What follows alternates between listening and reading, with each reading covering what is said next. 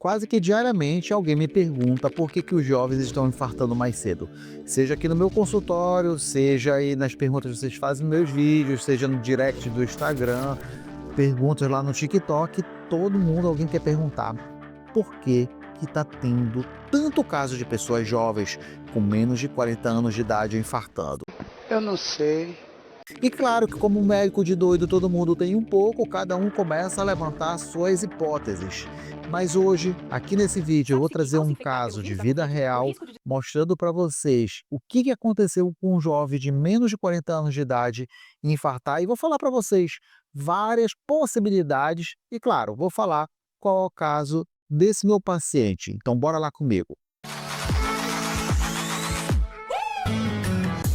Aos meus seguidores que logo de cara já dão um like, meu muito obrigado. Aqueles que estão esperando ver se o vídeo vale a pena ou não, segura. Se você gostar, lá no final eu peço novamente seu like, tá bom? E óbvio que por sigilo médico eu vou mudar alguns dados. Então esse paciente aqui eu vou chamar de André.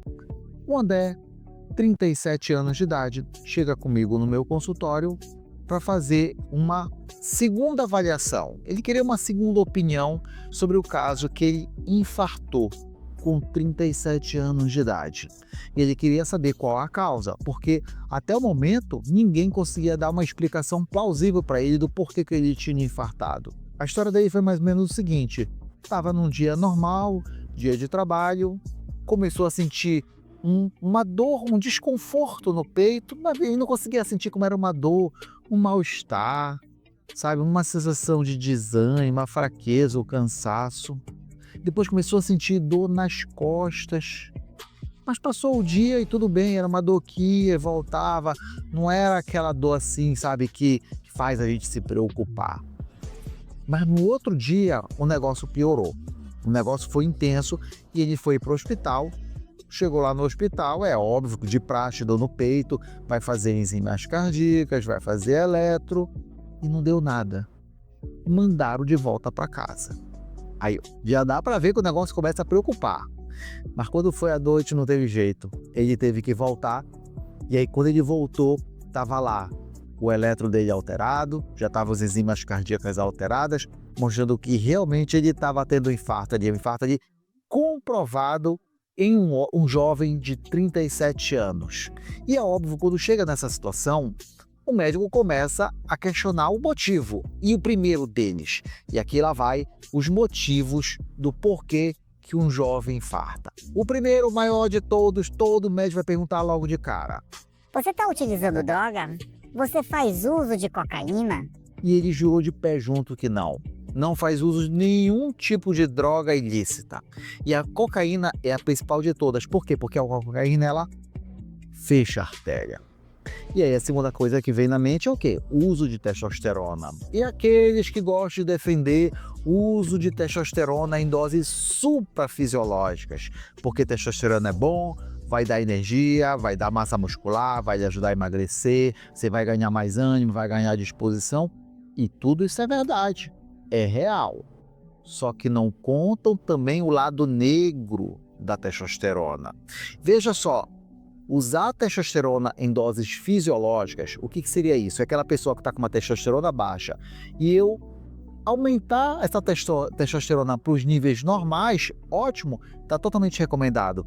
O que não está recomendado é fazer doses suprafisiológicas. Para quê? Para fins estéticos, para outros fins. Então, a testosterona tem que ser naquela dosagem. Mas perguntaram isso aí para ele. Você chegou a fazer uso de testosterona? E ele disse que não. Então essas duas hipóteses praticamente os médicos já descartaram, porque ele falou com muita convicção e aí levaram ele lá para o cateterismo. Chegando lá no cateterismo, o médico falou uma coisa para ele que ficou marcada na mente dele. Falou que tinha um trombo dentro da artéria dele. E esse trombo impediu o fluxo de sangue e aí, claro, se não tem fluxo de sangue, as células não respiram e elas morrem. E o nome da morte das células do coração quando falta oxigênio, como é que é? Infarto. E aí nós começamos a pensar, quais as possibilidades da formação desse trombo? E eu sei o que está passando aí na sua cabeça. Você deve estar pensando, isso aqui é culpa lá daquele vírus, isso aqui é culpa da Covid. E sim, isso é uma possibilidade, essa seria a terceira possibilidade.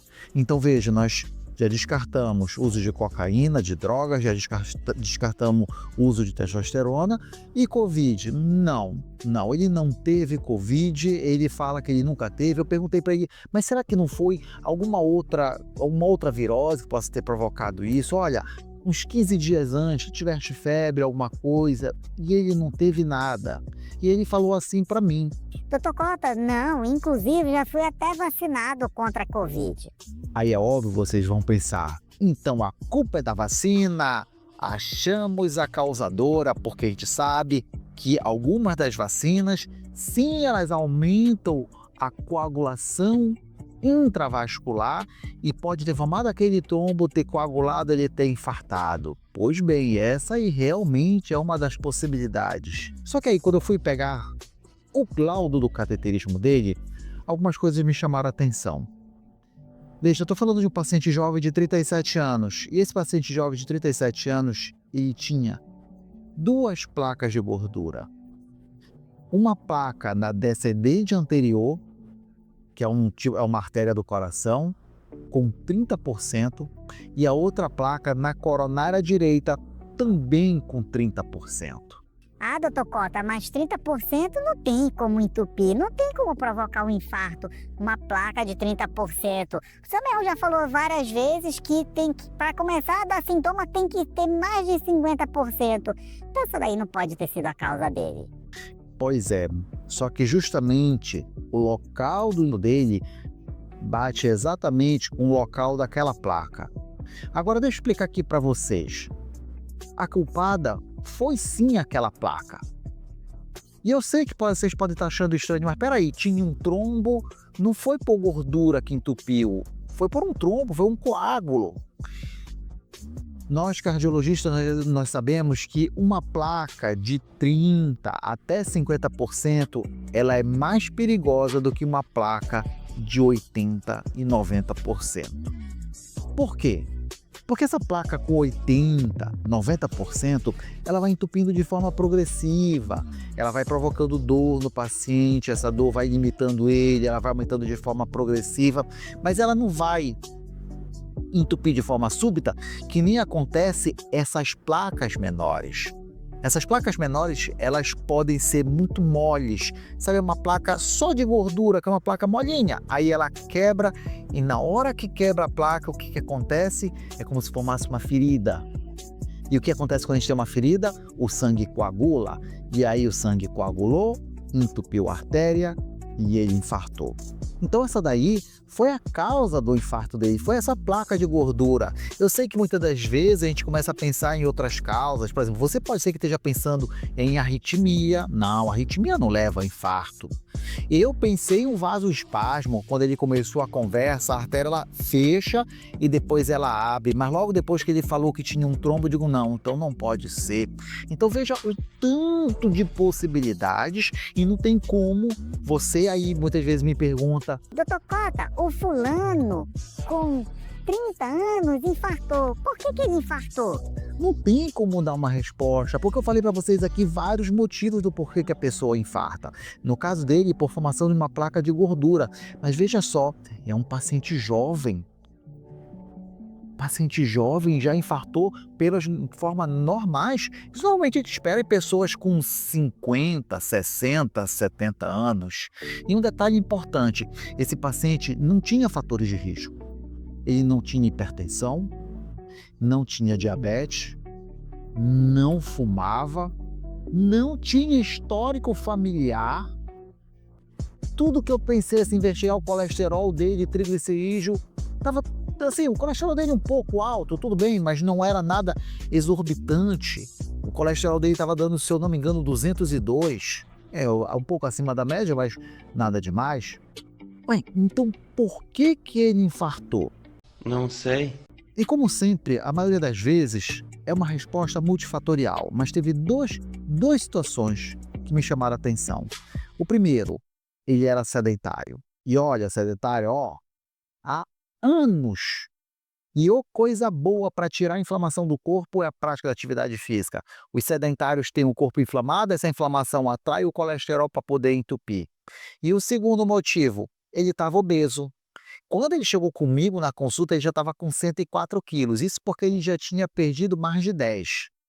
Então aí dá para você ver que a obesidade, o sedentarismo e a má alimentação contribuíram fortemente para o infarto dele. Eu ouso a dizer que se ele tivesse fazendo atividade física, se ele tivesse cuidado do peso, uma boa alimentação, ele não teria infartado. Ou não, né? Porque muitas vezes a morte que é só uma desculpa. Mas é claro que eu não parei por aí a investigação, porque ainda assim é estranho. Quantas pessoas você não conhece aí que é jovem, obesa, sedentária, come mal e não está infartando? E o colesterol dele não é alto. Então o que nós vamos fazer? Nós vamos atrás de partículas que potencializam o efeito do colesterol entupir as artérias. Então, eu já pedi para ele alguns exames, óbvio, eu quero repetir o colesterol, eu quero repetir a glicose, vamos dosar a insulina, mas aí eu pedi também para eles aqui alguns exames. O primeiro, a lipoproteína A. É uma partícula que fica no colesterol ruim que aumenta o poder dessa partícula desse colesterol ruim entupir a artéria. Pessoas que têm essa lipoproteína A, ou também chamada de LPAzinho, né? LP e um Azinho, ela aumenta e muito o risco de entupir a artéria. E detalhe, a pessoa nasce com isso, não tem como mudar, não tem remédio que faça mudar, ela simplesmente tem um risco aumentado. Outro exame também que eu pedi foi a apolipoproteína A1 e a apolipoproteína B. Por quê? Porque a apolipoproteína 1 é a proteína, vamos dizer, do colesterol bom e a B é do colesterol ruim. Ora, se eu tenho muita proteína, se eu tenho muita lipoproteína B, é sinal que tem o colesterol ruim dele tem um alto poder de entupir a artéria. Isso pode influenciar. Óbvio também, acabei pedindo ali a homocisteína, que aumenta o risco. Pedi um PCR ultrassensível para a gente ver o grau de inflamação e vai continuar ali a investigação. E qual a importância aqui desse vídeo? A importância desse vídeo é mostrar para vocês que existe vários fatores que podem fazer a pessoa infartar, mas que, óbvio, o mais comum, o primeiro que a gente tem que pensar é justamente os riscos comuns do dia a dia. Obesidade, sedentarismo, hipertensão, diabetes, colesterol, é esse aí que você tem que focar. Os outros você tem pouco domínio, não tem como fazer, claro, mudando o estilo de vida, ok, mas como eu digo, a morte que é só um motivo, e quando Papai do Céu chama, acabou, graças a Deus não chamou ele, na verdade, deu tempo de corrigir. Mas veja, aí entra uma frase que é muito importante eu mostrar para os meus pacientes, e não é todo mundo que consegue compreender, logo dizendo, é muito profunda. Uma frase que eu vi que fala o seguinte, que a doença é o início da cura. Como é que é? Conseguiu entender?